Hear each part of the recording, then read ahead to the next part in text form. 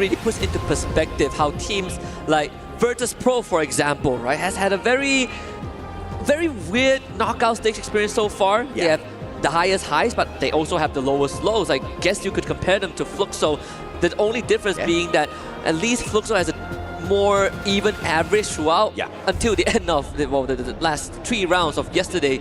Another generous flight path, you know, we've been a lot more kinder to these two groups in Purgatory, right down the middle once more towards the northeastern side. And Virtus.pro at least this time gets to head to Moat House. Yeah, absolutely, man. And of course, they are not going to be disturbed for the time being. Diamond, one of their key players, has to pop off the M590, perhaps not having the Tatsuya on their side with the brand new addition. The updates on the OB49 has most definitely affected the pacing of Virtus.pro, but everybody had to go through the exact same changes. They just need to adapt a tad bit better. We see the very first circle coming on through here, and it looks like we're gonna get the final circle somewhere towards Key Lodge and Brasilia later on, but for the time being, Vision System starting off hot up against Onyx, the champions of Southeast Asia.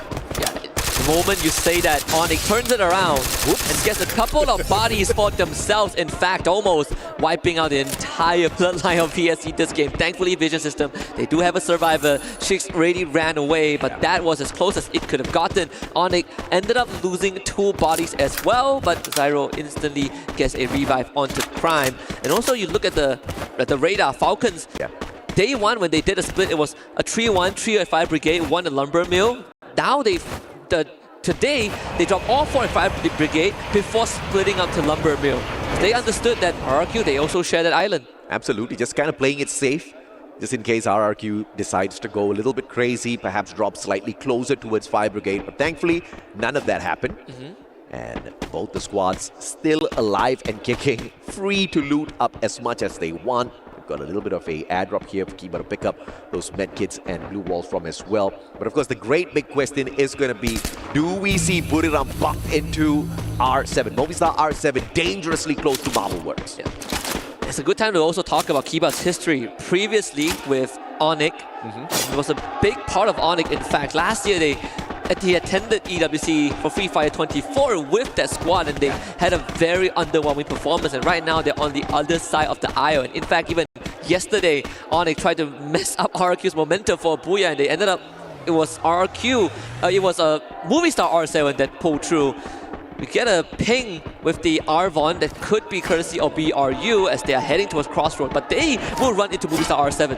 Yep, now Buriram trying their best to get away here. Movistar R7 definitely in shooting range, and Della is the first player to be found. This is not good for business. Jonah also finding the tags onto Adam, gets the elimination as well. Fighting 2 squads at the same time. Not the best idea here, but Buriram has no choice. Hax runs on in, finds the sniper of Buriram. The rest of them leave him high and dry. They're looking for a safer spot to play. Games King, final survivor, double glue wall, looking for the pickup.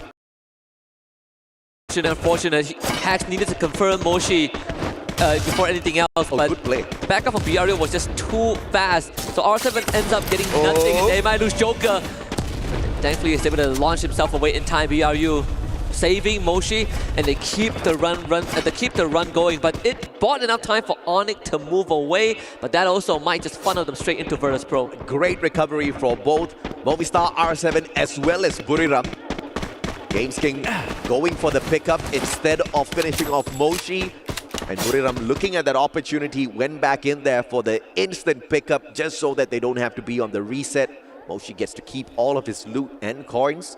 So neither one of their progress disrupted all that too much. Of course, Movistar losing 2 players to the side of Buriram wasn't all that too fun. And like you said, Onyx playing that recovery. But now Virtus.pro finding pain. Will they get taken down early once again? Riptide Rhythm going far and wide, unfortunately, for Exposing. And he's holding his ground very well. He's taking down the glue walls of pain to discourage them. But his glue wall just now prevented Peter from getting a potential shot in. This could be a big flank. Boonjim and Nameless, they have the right idea. Are they going to run into pain? No, Goose exposed. He was not ready for that. The glue wall getting popped up. He has to isolate in his hands, but it's instantly broken down. Peter ends up taking Diamond somehow. And now VP forced into a bit of a defense mode. Glue wall melters all drop down. VP pushes them forward. Yeah, fantastic grenade pop here. And straight through the glue wall. Finds Gus for the M590. Looking for Peter as well. Glue wall broken down once again. Peter, no cover for him whatsoever. Boon James left all alone. M590 for the win, but Virtus.pro unable to undo the pain Esports delivered. And that one is going to hurt. 2 rounds in a row, Virtus.pro got virtually nothing. Oh, no. They're going to end this round with 55 points. And that is still quite far away from a qualification into point rush. They will have to talk about this. They saw Flora out for Boon James and nothing changed. Onyx now gets a rematch against BRU right here at the Arsenal. But BRU, they do have someone positioned inside the compound. It's going to be Jonah, and Adam sees this. But what is Onyx going to do? Moshi on the flank, looking for Crime. AC-80 in the hands of Crime. He just needs that double shot. Perfectly aimed at Moshi's head to instantly cripple the flanking capability of Buriram. And both teams playing this absolutely safe. Buriram finally going in for the call on that rush, but the glue wall stopped their own defense for the side of Onyx, and they have to retreat. Grenade popped out, M79 in play. The grenade finds the tag, and Wasana does not manage to recover. Buriram with only Moshi left in the mix here. Pickup just not possible, and man has to run for his life. Very, very decisive call from Onyx, and that is going to pay off big time, wiping the floor with BRU. And this is where I gotta stake my allegiance. I gotta state my allegiance. Yeah. I agree with what one of the panelists said just now. I agree with Gideon. I think, you know, BRU, we all collectively have unanimously said that this is the only team that every single time they don't show up in a round, we said that they're saving stress. But I disagree. I think at this point, it's fair to say that BRU, teams are catching up to them, right? Yeah, I mean, for sure. I think Buriram, at this point of time, it's not that, yes, the other teams are catching up, but also the meta has been messing with Buriram for a long, long time. Wasana used to be known as the deadliest hard hitter out there.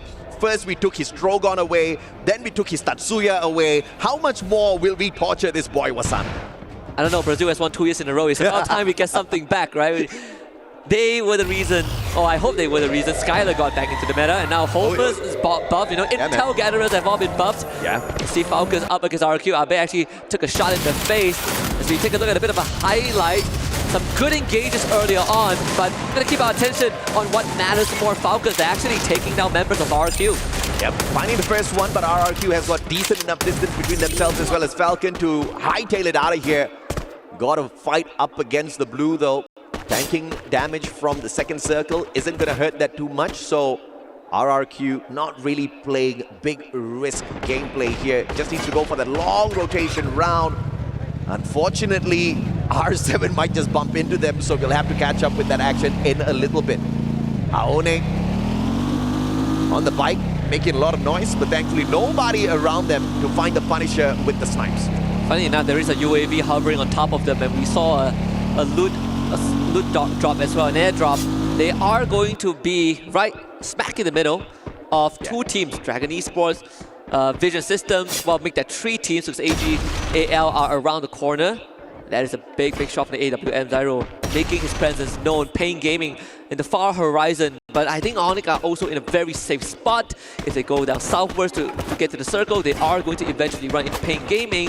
With the exception that I think Pain Gaming, they do have a bit of elevation to work with. Consistency out of Brazil has been phenomenal thus far. Pain Gaming just one of those top performers. 1 Booyah in the bag. And they don't look like they're about to slow down. 87 points in total in their pockets. And they have got literally 5 more games to pick up points, and they don't look like one of those stragglers, right? Game after game, you see them hitting those high numbers on eliminations, whether or not they find that final circle. It's been the Philmatic this game for RRQ. 4 revives and counting. So RRQ, they, even though have the full squad still in the game, they have been getting picked off left, right, and center. So Pain Gaming makes that rotation. Onyx most likely will end up dodging them and having elevation once they get to where Pain Gaming are. There is a choice that Pain Gaming could make, right? Take the zip line down to the next location, close to a vending machine, but far away enough from the rest of the teams. This next circle is going to be crucial. Teams all spread out on the map. It's been moving west side thus far. And usually the game does throw us off a tad bit.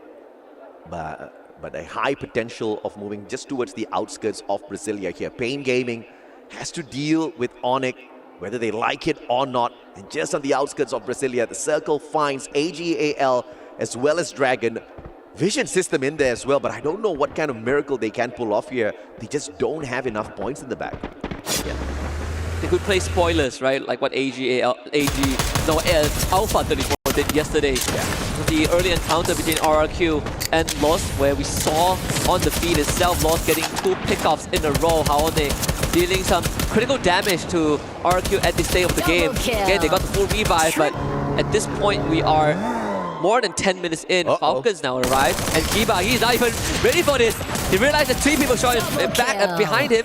Quick backstab and a 3-point. Yeah, poor boy just got revived, had the P90 in hand, just 2 glue walls, refused to use it, could have used it, but now Red Hawks.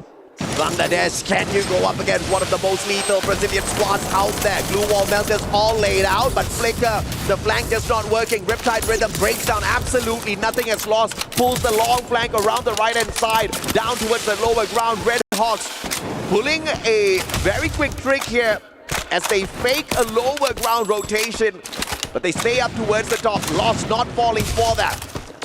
Jig is up though. Haone sees Flicker. He knows what Flicker wants to do. So starts it off with Glue Wall Melter. Take out that cover to force Flicker deeper into the battle. They want Red Hawks to fight honest, not dirty from long range. And that's where Lost thrives the most. Rigby, Raja mentioned multiple times, top 3 rusher of Brazil. If they can funnel Red Hawks into the gun barrels of Rigby, it's going to be beneficial for Lost. Nando 9 got a top ground covered. Lost in an advantageous spot. Yeah, Kutush. Fingers crossed he's got that Supermed in his hands. Nando 9 taken out of the equation. Great play by Blade. But now here comes the reversal as well as Anara finds Kutush. Blade down on the ground as well. Revenge is sweet and pretty instant. And Red Hawks will falter in the hands of Lost. Lost came in prepared. That was exactly what they wanted to achieve. In the meantime, even off screens, we see Duels just got knocked by Vision System. Lost did have to pay a bit of price for that. One member being eliminated out of the equation, but small price to pay. Peter getting literally ran down and charged right through.